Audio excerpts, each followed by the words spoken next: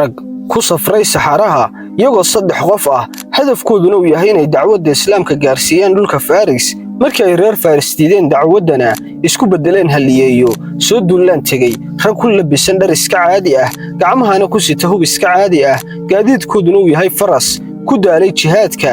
geesiyaal aan cadowga marnaba dhabarka u jeedin habeenkiina u taagan cibaado maalintiina sida gorgorka u waarsanaya cid walba caqabad ku noqota faafinta dacwadda islaamka raggaasi cid kale ma aha oo saxaabadii nabigeena suuban naxariis iyo nabadgelyo korkiisa ha ahaatee wahaliyadii u dhabar adeegay sidii ay diinta xaqa u gaarsin lahaayeen adduun weynaha oo idil Allahumma ansurna alayhim bi barakati Allahu akbar socdaalkoodu wuxuu ka soo bilaabmay jasiiradda Carabta iyagoo hogaaminayay saxaabiga weyn lagu magacaabo Sa'ad bin Abi Waqqas radiyallahu anhu waa geesi kamid ah saxaabadii ugu dhawaa nabigeena suuban naxariis iyo nabadgelyo korkiisa ha ahaatee kaasoo u dhabar adeegay safarkii dheeraha diinta islaamka lagu faafinayay waxa uu ahaa ninkii ugu horeeyay ee falaadhiisa ku difaaca diinta taasoo ku muujinayay geesinimadiisa iyo iimaankiisa adag ee aan la soo koobi karin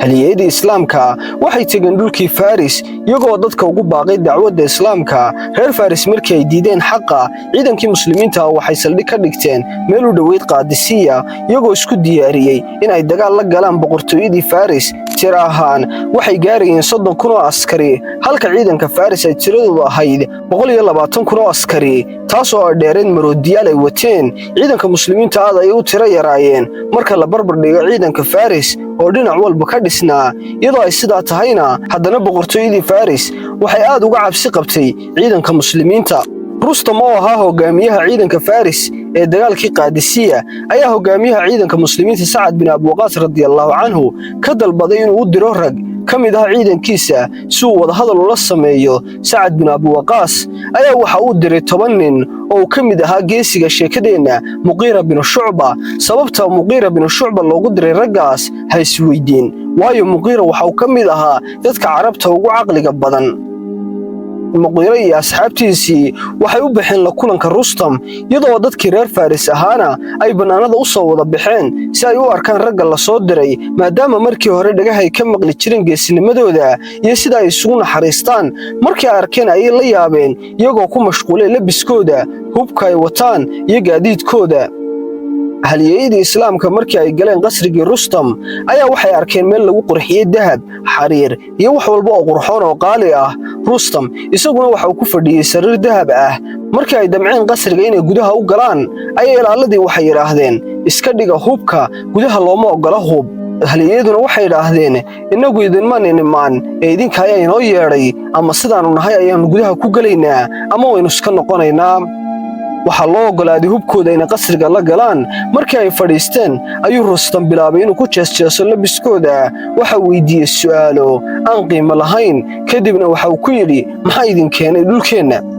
Ribciya bin Aamir oo kamid ah wafdiga muslimiinta ayaa u jawaabay oo yiri alla weyne ayaa inoo soo saaray inaan adoomada ka saarno adoomada ay caabudayaan oo aan u saarno cibaado Alle iyo inaan ka saarno ciriiriga adduunka oo aan u saarno nimcada adduunka inaan ka saarno dulmiga diimaha oo aan u saarno cadaaladda islaamka qofkii aqbala intaas annaguna waan aqbalaynaa balse qofkii diidan waan la dagaalamaynaa ilaa aan ka fulino ballanka Alle gaaladii ayaa waxay yiraahdeen oo muxuu yahay ballanka Alle waxa uu yiri janno cidii naga mid ah ee la dilo iyo guul cidii naga mid ah nolosha baaqi ku sii ahaata Rustam ayaa waxa uu yiri waanu aqbalnay hadalkiina ee waqtiina siiya si aan arinta ugu wada tashanno Ribciya bin Aamir ayaa u jawaabay oo yiri meeqa ayaad rabtaan maalin mise 2 maalin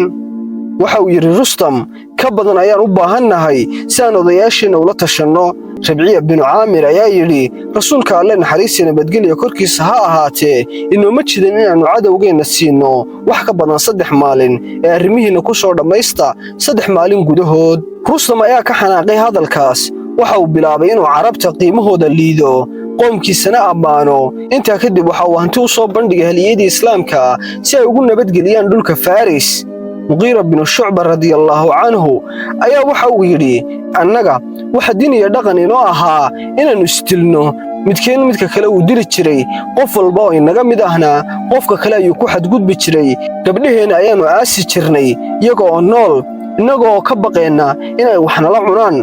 waxaan caabudi jirnay dhagaxaanta. kadib ayaa rabbi inaga soo dhex saaray nebi inaga mid ah oo inoogu yeeraya inaannu alla rumayno. waannu raacnay oo rumaynay. wax walba uu dhahana alla ayaa dhahay, wax walba uu ina amrana alla ayaa amray. wuxuu inagu yidhi qofkii diinta idinku soo raaca waxa uu leeyahay xuquuqaha aad leedihiin. waxa waajib ah in la siiyo xaqiisa. qofkiisa diinta diidana waa in loo soo bandhigaa jisyada inuu bixiyo. kadibna waa inaad ka difaacdaan waxaad naftiinna ka difaacaysaan. qofkii intaas diidana la dagaalama.